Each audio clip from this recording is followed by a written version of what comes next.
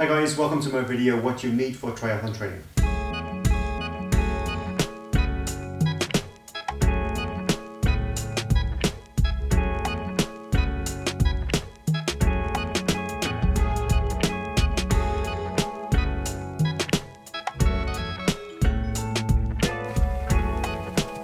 Hi guys, my name is Bjorn Ludwig. Welcome to my channel. I'm a full-time triathlon coach based in Middleton, County Cork in Ireland. Coach athletes from the total beginner all the way to the elite. And today what I'm going to do is I'm going to talk you through what you need for triathlon training.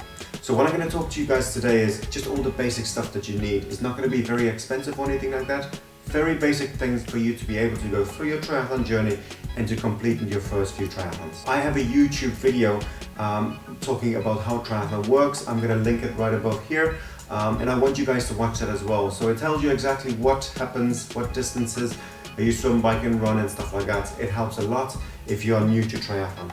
So everything that I'm talking about today is going to be linked on the description below. So if you would like to buy a pair of goggles or something like that, I will put them there, you click on it and it'll take you straight to Amazon and you can have a look at that.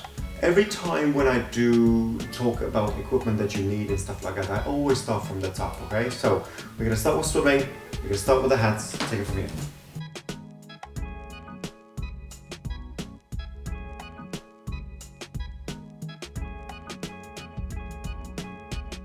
Okay, so when we talk about swimming, we always, like I said, start from the top.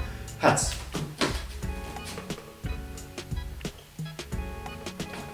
So as you are doing your triathlons, you're going to acquire a lot of hats. So every race, well, 90% of races that you go to, they normally give you the swimming hats.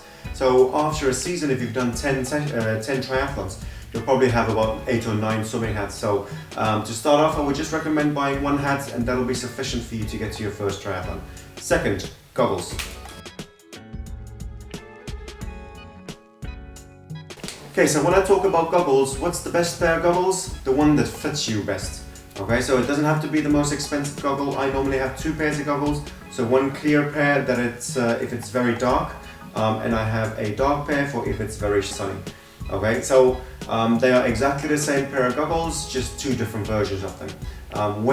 Quick tip over here, when you buy your goggles, if you go to your shop, put them on your eyes. If they squeeze onto your eyes without the strap behind the head, buy them. If they do not seal and they do not stick onto your eyes without the strap, don't even bother. Okay, so third thing is a tri-suit. Because I'm a firm believer that if you are racing in a tri-suit, you need to train in a tri-suit. If you race with your wetsuit, then you have to train with your wetsuit. If you race on a specific bike, then you have to train on that specific bike. Now, when it comes down to a tri-suit, if you go into the pool every session or something like that, maybe once a week and once every 2 weeks, put your tri-suit on and get used to swimming with your tri-suit. Same with your wetsuit as well. If you have your wetsuit for the open water, put it into the swimming pool. Make sure you wash it out afterwards carefully and get used to training with it. You know, if you are going to get used to training with it, it'll be a lot easier when you are coming to race day. Number 4 is your wetsuit. Okay, so wetsuit. What's the best wetsuit for you? The one that actually fits properly and it works for your swimming style. Okay, I have a video that I'm going to link it up here again, how to actually properly fit your wetsuit as well. There's a lot of really good tips on there, so have a look at that video. I would really recommend that one. Then when you get to your race, of course you have a race number belt. So when it comes down to a race number belt, some races allow you to put it under your wetsuit when you are racing, and some races don't, so you have to actually put it into your T1 bag if you do have a T1 bag. But you don't really need the race number belt for swimming, but I'm just putting it there because it's kind of part of the swimming rule when you are actually getting into a race. But I'm going to make another video about what you need for racing as well. Okay, so now let's talk about biking.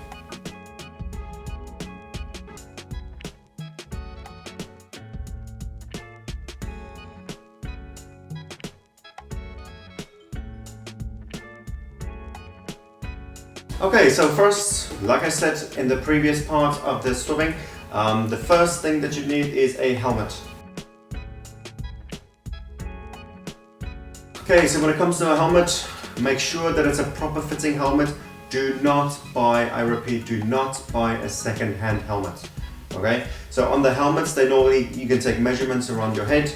If you buy it online, you can send it off to them, look at the sizing charts, and it'll fit you properly. Okay, so again, do not buy a second-hand helmet. Right.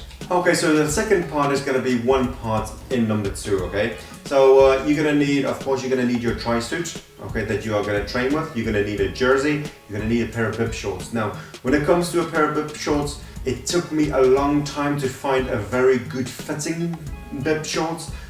Shop around, see which one fits you best, and if you do find one that fits you really good, buy 2 pairs. Because it's very rare for you to actually find a really good pair of bib shorts. Then you need to maybe have a jacket, and then of course you need a waterproof jacket as well. So depending on where you are located, if it's a very wet climate, you probably need a waterproof jacket. If it's very warm, you probably don't need a longer jacket or a long sleeve jacket. Thirdly is a good pair of cycling shoes. Now, there's a difference between cycling shoes and triathlon specific cycling shoes. Okay, so cycling shoes over here, as you can see, over here, if you're going to use this in a triathlon, you're not going to be able to get your feet in very easily. It takes a while to actually strap them in like this, but they fit really well. But if you have a triathlon specific cycling shoe, as you can see, it only has one latch over here. You put your foot in, zip that up, and it goes over. Now, a lot of beginners, what I suggest you do is have a look for a triathlon specific cycling shoe, because starting off with triathlon, you don't need a cycling pair and a triathlon specific pair. So if you have one of these, a triathlon specific pair, it'll work for both. So when you go cycling or when you do triathlon. So it's a good value for money kind of tip for that one.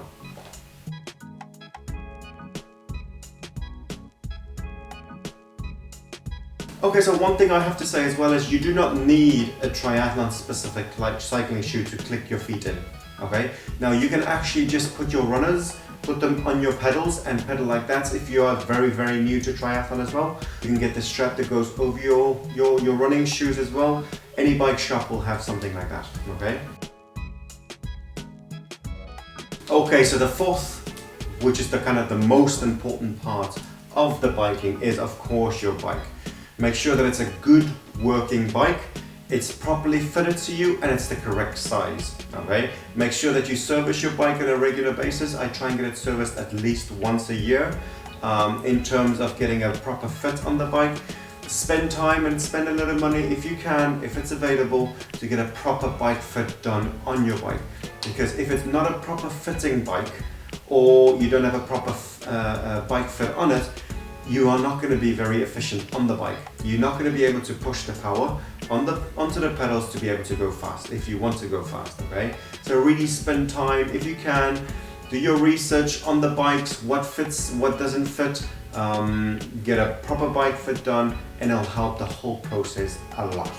Now the third element what we're going to talk about is running. Okay.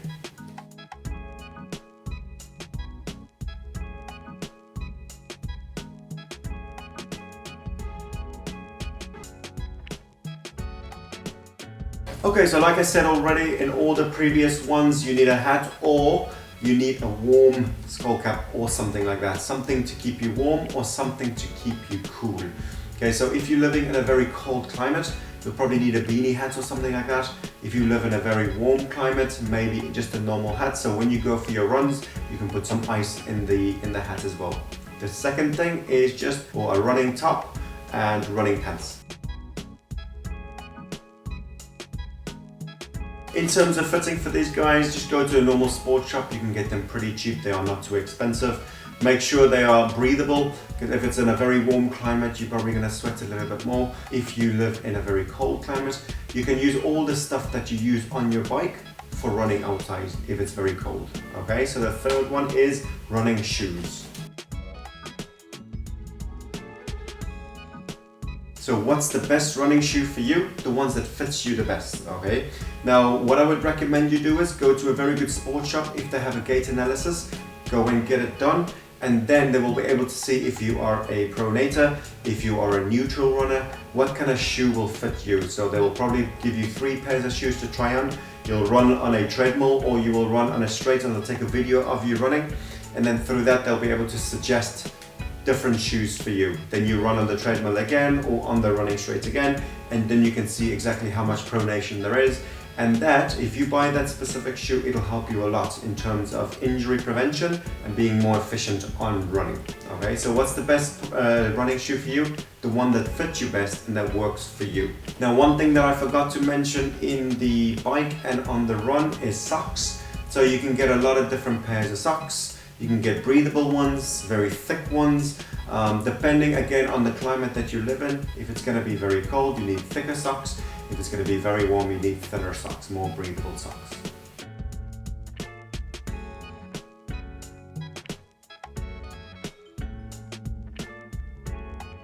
Okay, so technology, it can be very mind-boggling about what you should buy, what people tell you should buy, but there's one watch that I've been using for the past few years, and it gives you everything for swimming, everything for biking, everything for running that you need.